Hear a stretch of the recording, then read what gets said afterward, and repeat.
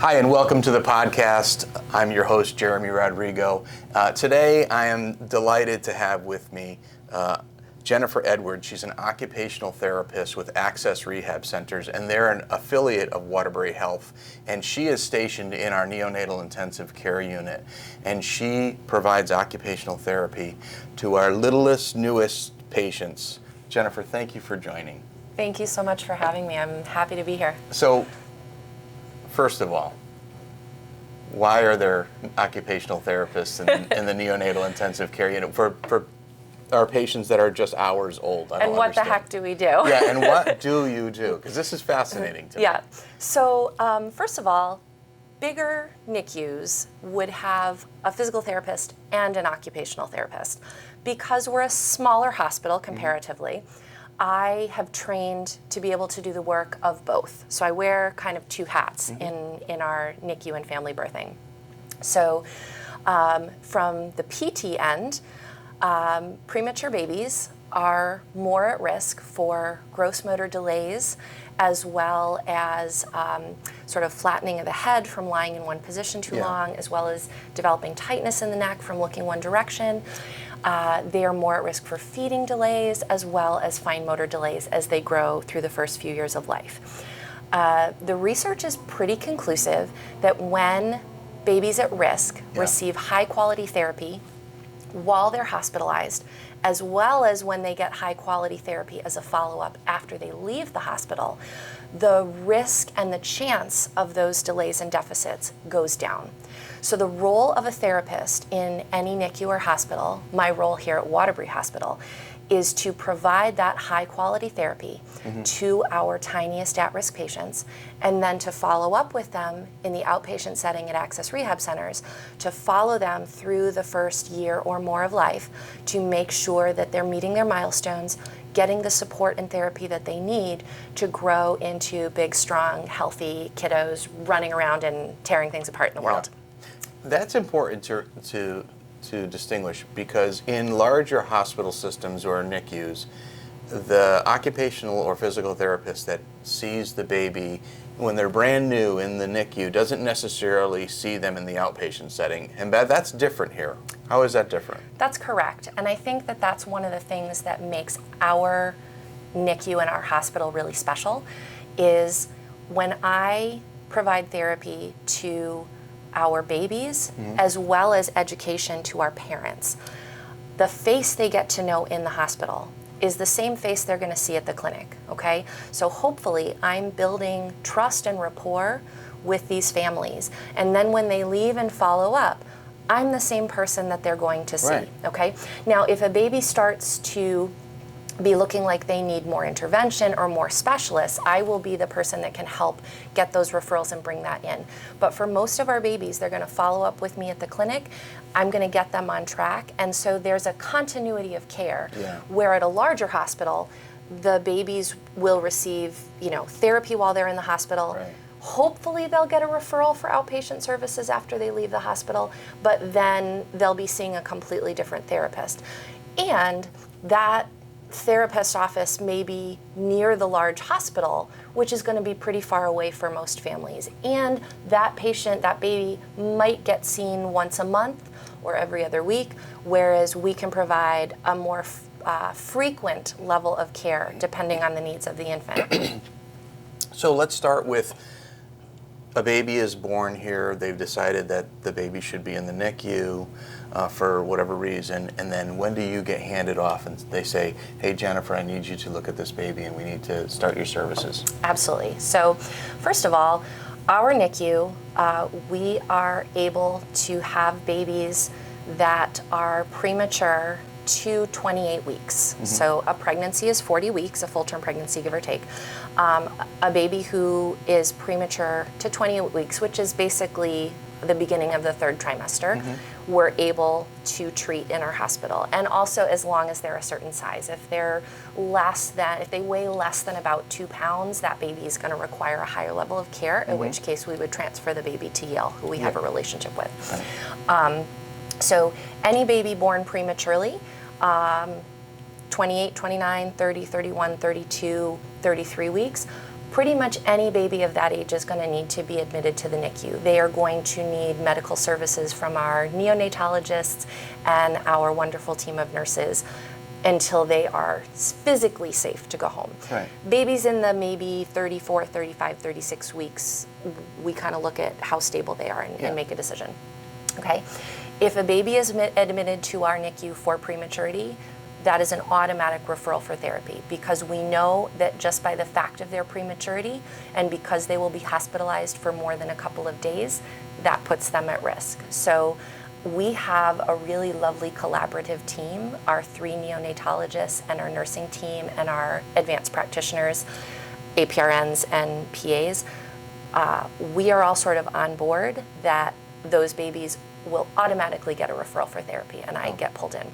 Now, if we have an older baby, a full-term baby, but maybe that baby goes into respiratory distress, is having trouble breathing, is having trouble feeding, and they get admitted to the hospital for that, if they stay in the NICU more than a few days, even though that baby's full term, they now also become at risk. So then they will also bring me in at that point.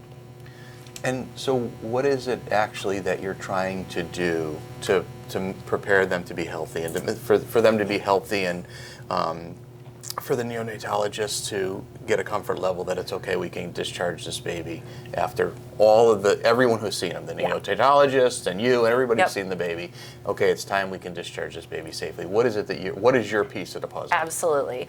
So my job is to make sure that our babies are not just lying in a crib or an isolette while they're hospitalized, right?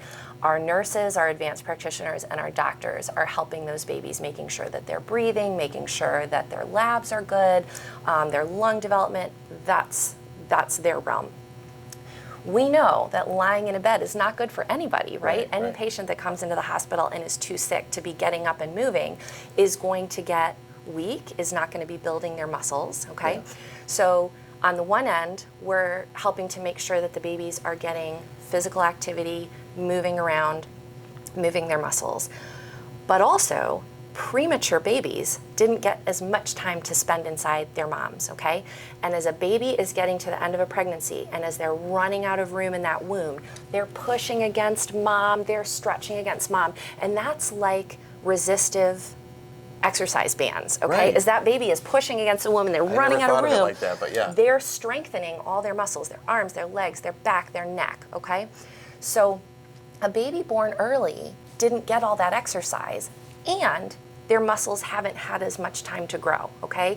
So now we have a baby with weaker muscles, okay? Weaker cheek and lip and tongue muscles, weaker arms, weaker trunk, weaker back, okay? So now they're at a bit of a deficit because they're not as strong, and now they're lying in a bed because maybe they're on CPAP or getting respiratory support, right? Mm-hmm. They can't be held as much because we're, providing the medical support that they need to stay alive, okay?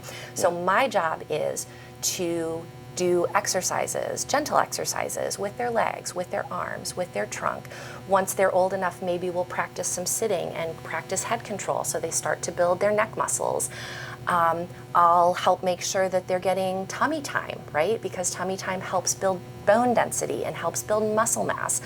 Those are all things that we now know babies need even when they're still hospitalized, even when they're in the NICU.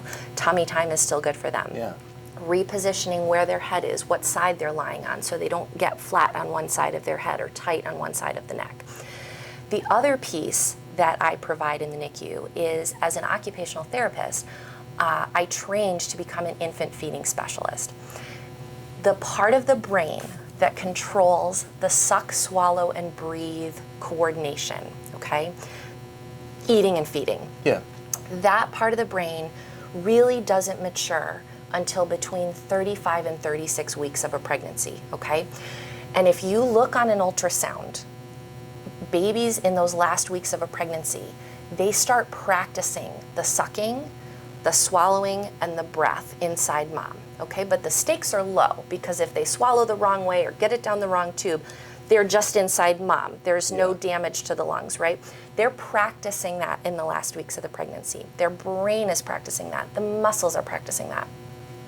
When a baby is born before 35, 36 weeks, they haven't had that practice, and their brain hasn't fully matured to control that mechanism.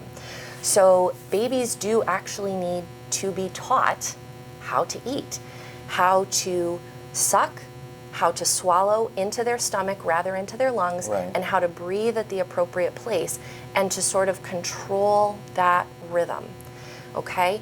And babies who don't get support to learn to do that are more at risk for episodes of choking once they go home, difficulties with feeding, even, you know, if they're missing their swallow and having trouble, they may be at risk for upper respiratory infections or diseases like pneumonia, because obviously fluid going into, aspiration is a concern. So I work with the NICU team to make recommendations on feeding development.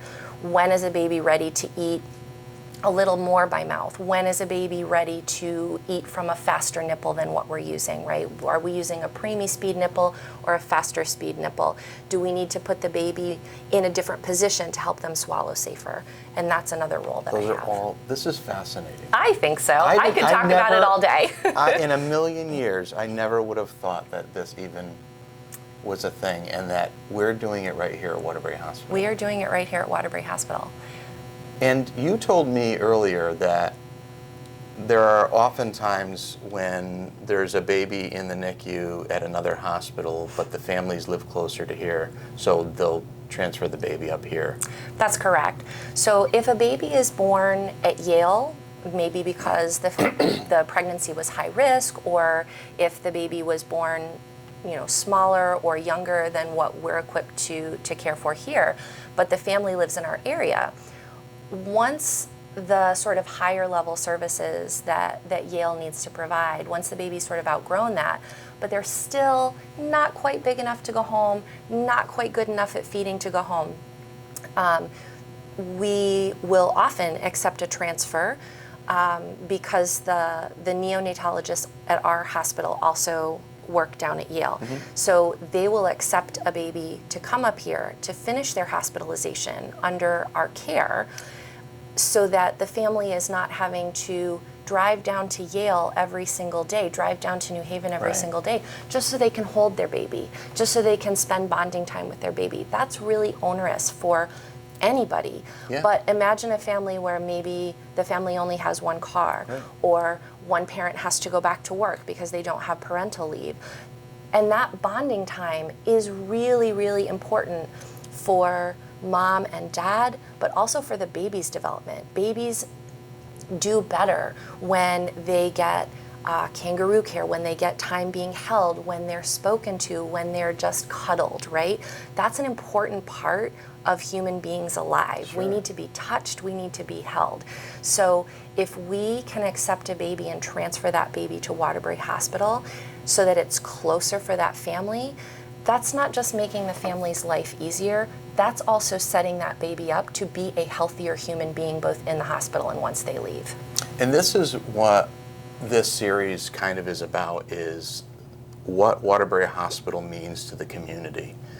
And it's all of the fascinating people and caregivers that we have here, and the really dedicated caregivers that embrace our community, provide services to our community. And that was a great example of, we understand that it might be difficult for a mom or dad in the greater Waterbury area to get to New Haven every day, and we're going to take your baby back from New Haven when it's safe and finish the care here, because we want you to be in your community, and you're still going to get the top quality care.